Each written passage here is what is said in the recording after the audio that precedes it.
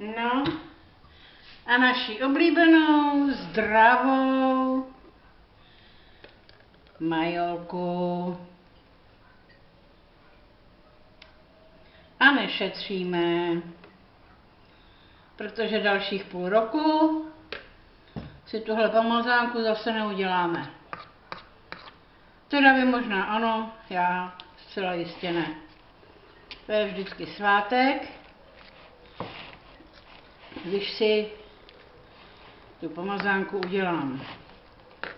Pravda,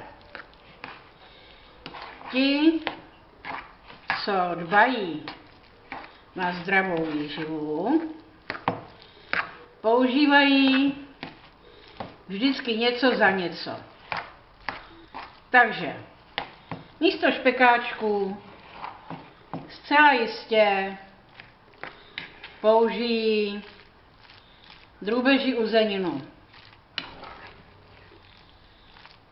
Místo majolky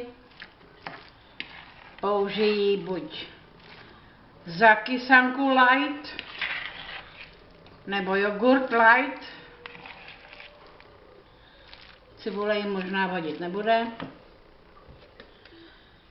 Jenomže to už je potom ale úplně jiný recept a taky to úplně jinak chutná.